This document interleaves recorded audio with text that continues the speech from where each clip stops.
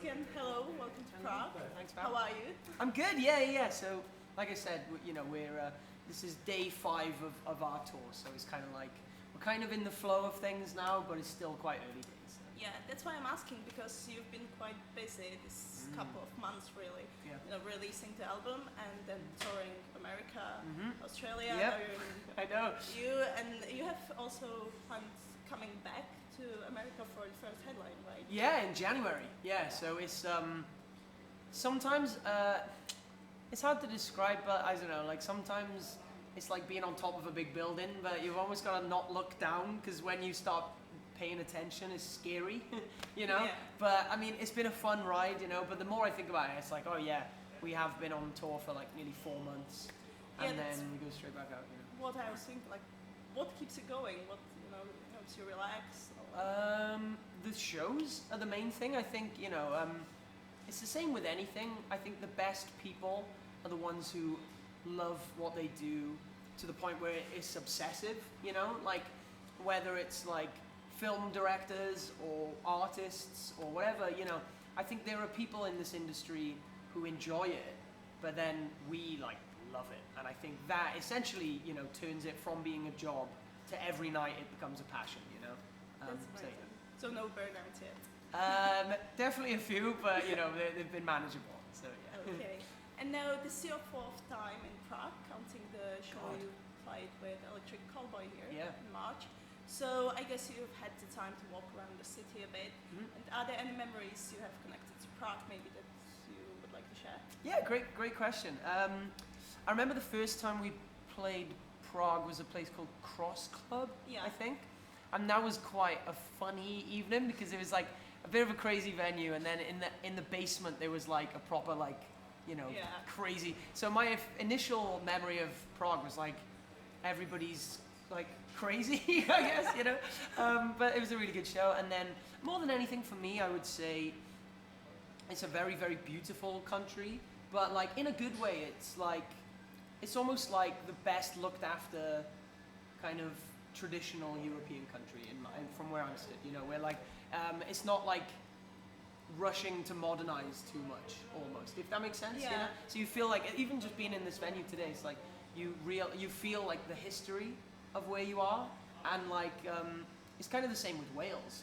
We've got loads of castles in Wales, and there's castles in Prague as well and stuff like that. So, but yeah, just walking around the city center and stuff, and I do this thing where I collect Hard Rock Cafe pins. So whenever I go to a city, I'll try and go to the nearest Hard Rock Cafe, and I've been to the Prague one, and it's just it's a beautiful area. So, Oh, that's amazing. And speaking of this venue, you've been here as well. Yeah. And the last time you brought us the greatest mistake of my life, sorry. And now you're back with the novel Art of Self-Destruction. But before we move on to that album, how did it feel to sort of let go of some of these older songs, going on the new tour cycles? Yeah, it's always tough because it's like we very passionately love the things we make, so like some bands will like not enjoy their own music, or will like have to play a song and they'll hate the song or whatever, and it's like we've never been like that. I'm actually very proud of the fact that I feel like we could play our entire discography and we would find something to love in every song, so it is nice being able to play old, but I guess at that time it was like quite late in the tour, that album had been out for like 2 years at that point, but then at the same time now, as like you said, as we move forward, we've added 6 brand new songs to the set list, so it's like, yeah, it's nice to play old stuff, but it's kind of even nicer to play new stuff, And then there'll come a day where we play old stuff again, and we'll be like, oh my god, I love this song, I forgot all about it. So rediscovering it. Yeah.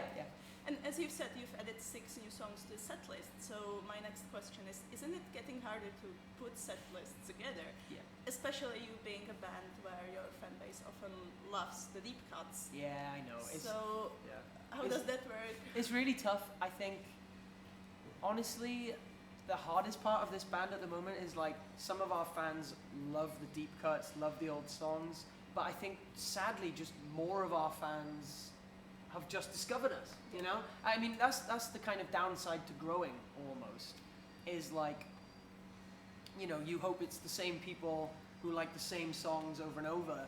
But then the more people that come along, you've almost got to look after them as well. And then if there's more new people than old people, and you play old songs, technically most of the crowd is not going to enjoy that, you know? So it is really, really, really tough. But I think more than anything, you know, we play songs like Honeymoon, Wilt, we play songs like The Angel in the Marble, and like those aren't like singles, but we know they're dearly beloved songs. So it's trying to find songs that are popular and still loved, but not too deep cut, if that makes sense. Absolutely.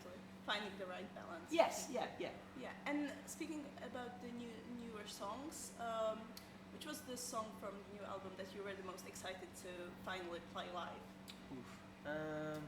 That is a tough one. I would probably say The Angel in the Marble, I think, yeah, just because it feels like it encapsulates everything we wanted to do with the album, so it feels like a real victory, I'd say. So, yeah. Can't wait to hear that. Yeah. Okay. And we keep speaking of the new album, but in case there's someone reading this or listening to this who hasn't heard it yet, could you try to describe the album just in 3 words? Oof. I would say it's very honest. Oh man. It's tough because like I don't describe our music with like you know, with some bands will go, yeah, it's heavy, you know, Yeah. or like, yeah, it's fast or whatever. Like we do so much stuff in our little bubble that like I always struggle to do that. But it's definitely a very honest album. It's a very conclusive album, I'd say. If you've liked the other stuff, it rounds this trilogy of albums off very well. And then I would say it is a very personal album as well, to me. It's an album that when I look back at what I wrote on that record, you know, it feels like I really spoke from my heart more than ever before, almost. So, yeah. Well, you've mentioned the trilogy, so did it sort of put more pressure on you to, you know, arrive to this big conclusion of things and to sort of outdo yourselves, really?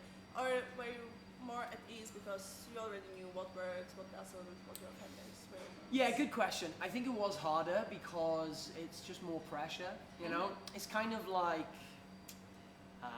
just trying to think of a good example, but you know, like when you do something good, everybody will praise you, and then they'll start to anticipate the next thing. They'll be like, so do it again. Like, do you get what I mean? Like if you know, and then if you do it again, people are going to be like, can you do it again? Right? And there's this constant like kind of thing where it's like, you will always live in the shadow of your successes, really, you know, and you will always live at the mercy of people's expectation. So this album was tough because, you know, we said it was at the end of a trilogy, and we have been very open about how it feels like a conclusion. So the pressure of making it a good conclusion was a lot, you know. But I think we thrive in pressure, you know. I think like the harder something is, the more we focus on it and the more of ourselves we put into it, and I think it makes us almost work in a different way almost, you know. So yeah. I definitely think that it was like the perfect conclusion, and it really shows, especially in the closing track, Yeah. Marvel, which also highlights the main concept, I would say, of the album, the Art of Kuki. Yeah. So where did that come from? Where did you get the initial idea? Yeah, so Kintsugi's a weird one because it's kind of everywhere you look. Like, it sounds stupid, but I didn't even realize I used to have like a phone charger which had like the pattern on it, you know. And it sounds stupid, but it's just a day-to-day decoration more than anything. But yeah, for me it was like, I've always had this kind of notion that like, if you go through hard things in life, you learn lessons that you were never going to learn, and even though it's tough, you learn these invaluable lessons. It's worth it in the end, you know. So I've always been very much like, no matter what happens, everything is a positive, you know? Because if life is good, life is good. And if life is hard, then you will learn stuff on the other side that will make you a better person. So I've always thought that. And then when I discovered the Kintsugi kind of idea, you know, it made sense that all my life I'd always felt like that. But this was like a visual manifestation of that, you know? The idea of being broken and then being put back together with gold and being made better, you know, that's just obviously such a powerful metaphor. And I think the moment it clicked for me was like, with the angel in the marble, like I knew I'd been doing a lot of research about David, and I'd just been kind of trying to find inspiration from different places, you know. And I found that so inspiring, and the angel in the marble. The quote is, "I saw an angel in the marble and I had to set it free." That's what he said, you know. So I kind of paraphrase him in that song. But yeah, I think more than anything, it was the idea that I had these two things that felt very special, and then I realized they both were about the same thing. They were both about destruction creating beauty. And in life we will go through destructive things, and it's up to us to try and find something beautiful on the other side. You know? So yeah. It's a really beautiful idea. And I think it comes back to a theme I've noticed in your work from the very beginning, which is using opposites and contrasts in your songs. You know, whether it's contrasting like two songs on the last album, or even here, or the initial black and white aesthetic, or even the logo. So is that something you deliberately work with?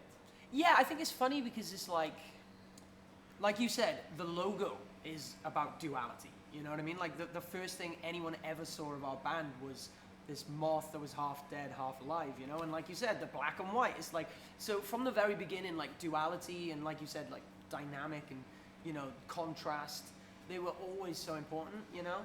And I think it's become something that we lean into now, because it's like, this is such a cathartic experience for us that I almost don't want anybody feeling any middling emotions. Like, if we're going to talk about life, let's have a celebration song, you know what I mean? And if we're going to talk about death, let's have a mourning song, you know? Let's like really go to the furthest kind of, you know, and then at the same time then, a song like Celebration Song feels really celebratory because mourning song is so full of grief. So I think maybe it's become a cheap trick that we use, but I truly think it's such a big mantra within our band is, you know, the light and the dark, you know, the love and the death and the warmth and the cold and all these polarizing kind of things. I think it really makes you value the good in life when you experience the bad almost, you know. Absolutely. And I think that approach really ties back to what I've noticed in your songwriting overall, which is this honesty with which you approach the topics of your songs. And I think that that's really what makes holding absence, rather than, for example, sticking to a particular genre. Yeah, or for sure. something like that. So, you know, we can see that also on this album, where you tackle on some serious topics without sounding too bleak. So, how do you find that balance between like seriousness but hopefulness? Yeah, I think there is definitely a line to be drawn where, like, you know, because there comes a point where, like, I'll listen to some songs and I'll be like, you know, no offense, but like other bands I'll listen to and I'll be like, I'm not gaining anything from this because it's just like, it's just like constant like doom and gloom, and there almost seems, for me, it's back to the duality. It's like, this might be like a dark cave, but if there's a crack of light on the other side, that's the message, that's the point. If it's just we're in the dark, everything's shit, we can't see anything, we hate our lives, what's the point? Like, do you get what I mean? Like, yeah, why wallow in such negativity, you know? So I guess back to the duality thing, I think a big part of our band is being transparent about the fact that, you know, you've earned happiness, or you must endure this sadness in order to find it on the other side, you know? So yeah. Yeah. So either way, you kind of tied back to happiness. I think so. I think I learned on this album, honestly, that like I am a very hopeful person and I'm a very hopeful lyricist. I didn't realize that for a long time. But now I look back, I'm very much aware of that. You know, like the first song we ever wrote, Permanent, was about, you know, suicide prevention essentially. You know, and I think constantly being surrounded by darkness and the way that my brain works and, you know, the life that I've, you know, kind of lived, you know, is like a lot of it is in the negative realm, but it only lives on because of hope, and I think that's like the main message really. So. That's really nice. And I think that because of this honesty and hopefulness, you've throughout the years gathered a really dedicated fan base and quite a close-knit community. But with growing popularity, isn't it getting harder to maintain such close bond with your fan base? Yeah, it is. It is really tough, and I think it's hard because like a big part of our band is that connection. Like for example, with you, I've met you 4 times now. I think, right? You know what I mean? And it's like, and I think that's an important part of our band. Is like when I come to Prague, now I'll think of you, and I'll think of other people who I've met, and and I think what is the point of playing a show in a room if I don't get to meet these people, I don't get to kind of connect to these people, So I think we really, really, really value that connection, but there is definitely a ceiling as to how doable it is, like personally now it's like my voice, I'm singing for an hour and 20 minutes tonight, every night for 20 nights, and like that's a lot. And then to go out and stand out in the cold and chat to people for 2 hours like we used to, I just can't do that anymore, And it sucks because it's like I love doing it and I value it so much, So that's one thing. But even then, I mean, then is the case of as we're getting bigger, like you said, there's more people coming out to talk now. So it's like even if I will spend 2 hours, there might be too many people to talk to in 2 hours. So I'll miss one person, and like. Then it's like, for me it's tough because it's like, oh man, maybe I'd rather not see anyone than leave people out. Like, do you get what I mean? Like, and stuff like that. So it is really, really tough. And then at the same time, I'll have somebody come up and show me a tattoo of my handwriting that I've never seen before, or I'll have somebody come to a show that I've seen every day for the last week, and those are both great, such honors, like. But then at the same time, it's like. And I speak to some of our fans about this a lot, where it's like, if I'm going to see you tomorrow, do you mind if I speak to this guy with a tattoo who I won't see again for months? But then it's tough because it's like these people are traveling and spending a whole week following our band, and I feel like I'm neglecting them almost. So it is such a hard to navigate thing. It's insane. And like, I don't know if this is like controversial, but it's been interesting in the last few years now because like, in America, like meet and greets are like super popular, super common, completely normal. Nobody like has like a stigma towards them.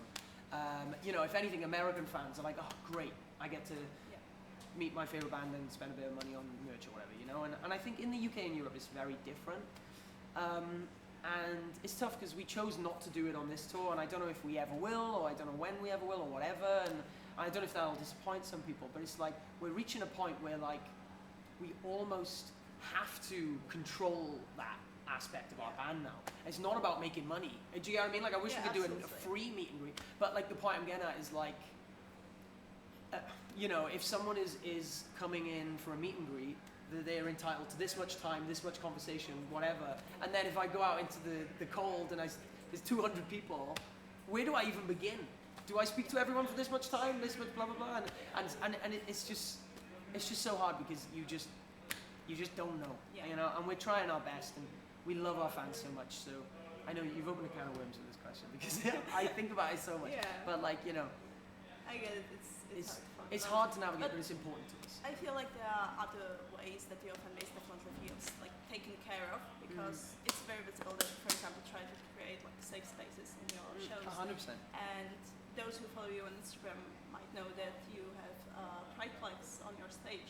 Yeah. As a constant there. So, first of all, thank you for that. And second of all, what was the initial impulse for doing that? I think it's tough because it's like, for us, we just want everyone to feel comfortable at our shows. Like, we just want everyone to feel welcome. And the pride thing is one thing because it's ultimately a big part of our community who might not feel welcome in other communities, and I want them to know that they're very welcome here, you know what I mean? So the pride flag thing, I think, was something that we kind of did about a year ago now, and ever since then we've just felt like, it's not like, we're not doing it for clout or like attention or anything, but I just, the people who say like, oh my god, I saw that flag and I felt like welcomed at your show, like, that's so special, you know what I mean? So that's a very big part of it. Well, actually, that is the whole part. I guess Yeah. is the answer. Is like I just want everyone to know that they are completely represented and welcome. You know, and I think, you know, I guess the pride thing perhaps is so universal because it's not like it's not a cultural thing or a geographical thing. Like there are members of the LGBTQ community all over the world. You know, so every night we play a show, there is a chance that somebody at that show is a member of that community and has maybe felt marginalized, and we want them to know that they're welcome. You know what I mean? So, and I think every show ever, you know, it's only a good thing, really. So yeah. Wonderful. And to sort of close off, besides being a musician, you're definitely also a music fan. Yeah. So I want to ask you, what are some like current bands that you're, for Cool. example, listening Yeah. to, some newer bands maybe that you would recommend to? Yeah, so I would say my 3 albums of the year at the moment are, I loved the new Paris album. Oh, I think it was called Evergreen. I thought that was such a good album because it was kind of like hip hop beats mixed with like kind of cool riffy rock. And I think Lynn is an icon, brilliant vocalist, brilliant lyricist. That was a very good album. And then the other 2 are metalcore, but like basically Invent Animate. Yes. Yeah, brilliant band, and I think they're doing something that is like funny because it's not like particularly like new, but it's like I've never heard it been done so well, you know. So their new album is called Heavener. I think it's a masterpiece. I think it's a brilliant album. And then the newest one I'd add to the list is Silent Planet.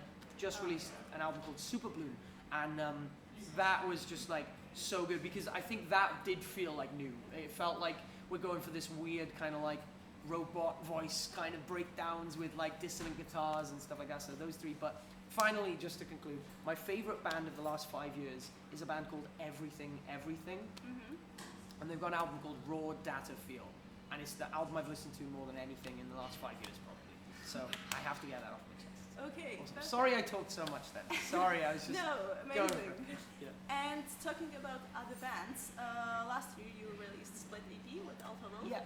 So would you be maybe interested in doing that sort of collaboration again? And if you could choose like any band, any artist, who would you do it with? Oof, tough. I think we would like to, but I would like to say I don't want us to be the like Split EP band. You know, like I don't want it to be like, when's the next Split EP? Like I don't want that to be a thing, but maybe someday. It's tough because somebody asked me this the other day, and I was like, Loathe and Alpha Wolf are the other 2 bands we've done it with, and they're both super heavy. So it's like maybe we go with a less heavy band to mix it up, you know. But I was thinking the other day, me and Jacob, the vocalist of Thornhill, you know, we have like a really nice kind of respect for each other as vocalists because I think we're like very different vocalists. Like I'm very like, a lot of what I do is very like loud and strong chest voice stuff, and Jacob does very like delicate, beautiful, like artistic kind of mixed voice kind of stuff, you know. And I remember thinking I'd love to write a song where I did my version of a verse and he did his version of a verse, and just see how we would do them differently, if that makes sense. Yeah. Because I think we do things so differently. I think it would make for a really interesting song, but maybe someday that'd be great. But that's like, who knows? And but we love those guys, so maybe someday. Maybe somewhere in the future. And talking about the future, that actually brings me to my last question. So, with this being the end of a trilogy and everything, I'm sure that everyone asks you, you know, what's next for Holding Absent. So I'm not going to do that. Good, okay. I'm going to ask you what's definitely not next for Holding Absent. Ah, okay, good question. All right, so you kind of asked what is next, but just the opposite to yeah, me. kind of. yeah. I think more than anything, we will not stop what we're doing now. You know, like I think. Or I hope, I mean, it's tough because you can never guarantee anything ever, but I really hope this continues for a very long time. We're so blessed and so fortunate. We've worked so hard, but like, you know, over the last few nights, we've done like 500 to 600 tickets in Germany every night and in Eindhoven and stuff. And like, that's stuff that we never dreamed of. Like being a British band, I grew up listening to so many British musicians, and they would never be able to sell more than 200 tickets in Germany, you know? And it's like, so that feels like new ground already. So I think for us, we're constantly treading new ground. We're doing this is our first Europe headline tour. We're doing our first American headline tour, you know. So I think we just want to keep going, basically. And I know that's kind of a rubbish answer, but you know, the sky really is the limit, and I don't think we want it to, we don't want to stop before we see just how high we can go, you know. Yeah. So, Absolutely. So thank you so much for your time. And do you have any final words for your Czech fans? For our Czech fans, yeah. Thank you. What is thanks in Czech? Děkuji. Oh fuck. Okay. You can do like the shorter díky. Díky. Díky, yeah. Okay, whatever. Thank you. Sorry, I feel so ignorant, but no, genuinely, like every time we come through Prague, and I don't know, is there anywhere else people would play in Czech other than Prague? No, mostly Prague. It is mostly Prague. But every time we come through it, we're always shown so much love, and we're always made so welcome. It's such a beautiful country. We're all vegan, and there's so many vegan options here as well. So just thank you for the support, and we'll keep coming back as long as you guys do. So yeah, awesome. Okay. Thanks. Perfect. Cool. Sorry, I talked